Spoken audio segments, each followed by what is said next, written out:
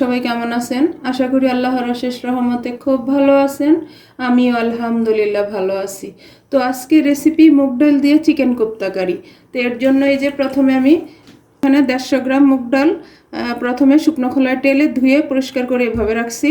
আর এই যে এখানে আমি 200 গ্রাম মুরগির বুকের মাংস, এটাকে কেটে ধুয়ে পরিষ্কার করে একদম পেস্ট করে রাখছি। প্রথমে আমি কোপ্তাটা বানাই নিব। এই কোপ্তা বানানোর জন্য প্রথমে দিব আমি এই চিকেনের মধ্যে 1/2 চামচ আদা রসুন পেস্ট,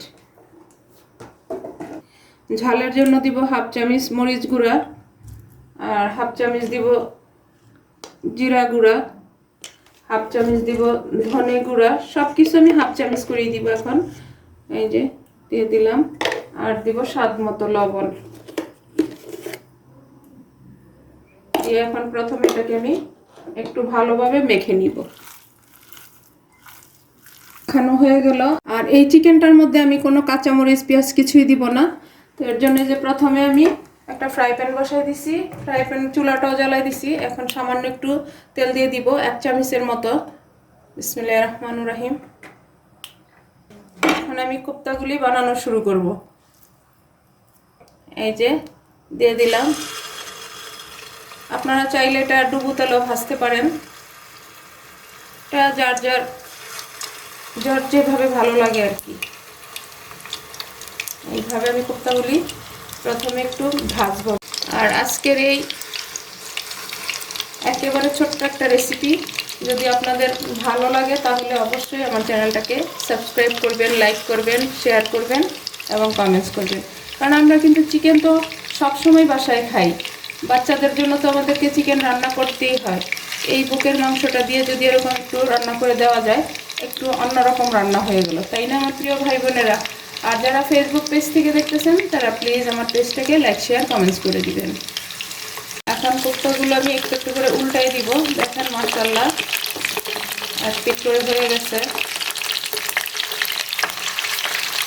কোপ্তাগুলো ভাজা হয়ে গেল, বেশি সময় লাগে নাই, 2 মিনিটের মতো লাগছে। এখন এটাকে আমি নামাই নিব।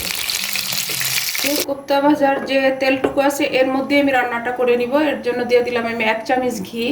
আর যখনই এই মুগ ডাল দিয়ে চিকেন কোপ্তাটা রান্না করবেন এই ঘিটা দিতে চেষ্টা করবেন, তাহলে অনেক সুন্দর একটা ফ্লেভার চলে আসে। এই যে এখন এই পর্যায়ে দিব আমি 3টা মিডিয়াম সাইজের পেঁয়াজ কুচি, 1টা দারুচিনি, 4-5টা লং, 6-7টা গোলমরিচ, 1টা তেজপাতা, 4টা এলাচ। পেঁয়াজটাকে আমি একটু লাল করে ভেজে নিব। এই যে পেঁয়াজটা লাল করে ভাজা হয়ে গেল। এখন আমি একে একে মশলাগুলি দিয়ে দিব। প্রথমে দিব স্বাদ মতো লবণ, যেহেতু কোপ্তাতে লবণ দেওয়া আছে ওই হিসাব করেই দিবেন যখনই এই রান্নাটা করবেন। দিয়ে দিলাম। আর দিব এখন 1/2 চামচ, আবার এখানে দিব 1/2 চামচ আদা রসুন পেস্ট, 1/2 চামচ হলুদ গুঁড়া, 1/2 চামচ মরিচ গুঁড়া, 1/2 চামচ দিব ধনে গুঁড়া। আর এই রেসিপিটা যখন করবেন বাসায় যার যেমন ঝাল খায় ওরকম দিয়ে নেবেন। আমি একটু কম দিলাম, আমার ছেলে মেয়েরা আবার একটু ঝাল কম খায়, কিন্তু এই রান্নাটা হলে ওরা অনেক পছন্দ করে, যার কারণে ওদের চিন্তা করেই আমি ঝাল মশলাটা একটু কম দিলাম।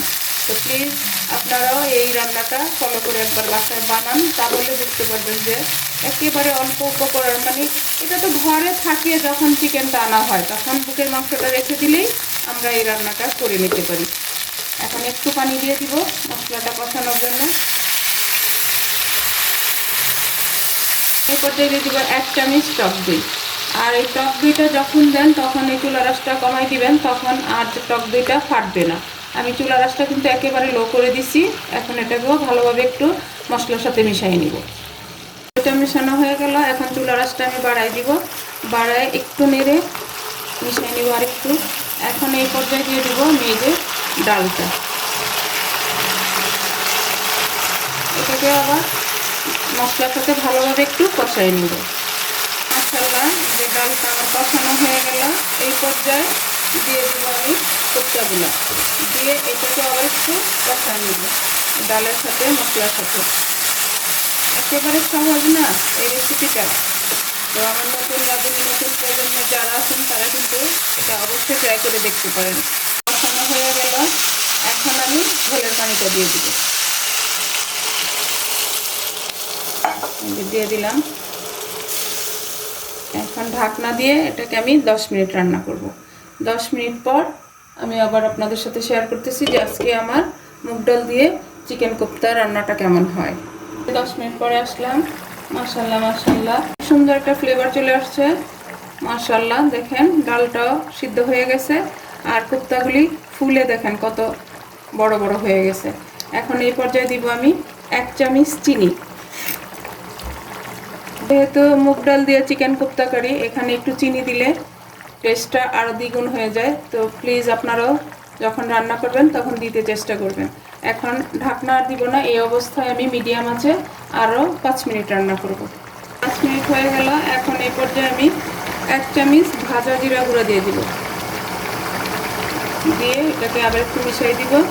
আর এরকম একটু হালকা ঝোল থাকবে, কারণ ডালটা যখন ঠান্ডা হবে তখন ঝোলটা আরও কমে যাবে। হয়ে গেল আজকে আমার একেবারে অল্প উপকরণে মুগ ডাল দিয়ে চিকেন কোপ্তা কারি। এখন এটাকে আমি নামাই নিব, নামায় সার্ভ করে আমি আপনাদের সাথে শেয়ার করতেছি। এই যে দেখেন মাশাআল্লাহ মাশাআল্লাহ, লুকটা দেখেন। আজকের রেসিপি মুগ ডাল দিয়ে চিকেন কোপ্তা কারি। দেখেন কোপ্তাগুলি কত সফট হয়েছে, সেটা আমি হাত দিয়ে ভেঙে দেখাই। দেখেন একেবারে সফট। এই যে ভিতরটাও একেবারে সুসিদ্ধ হয়ে গেছে। তো আজকে এই অল্প সময় অল্প উপকরণে আজকের রেসিপিটা যদি আপনাদের একটু ভালো লাগে অবশ্যই বাসায় ট্রাই করবেন। তো যাই হোক, আজকে আমার মুগ ডাল দিয়ে চিকেন কোপ্তা কারি রান্না করা শেষ হয়ে গেল। আমি আপনাদের কাছ থেকে বিদায় নিব। আবার নতুন কোনো রেসিপি নিয়ে আসবো। আল্লাহ হাফেজ।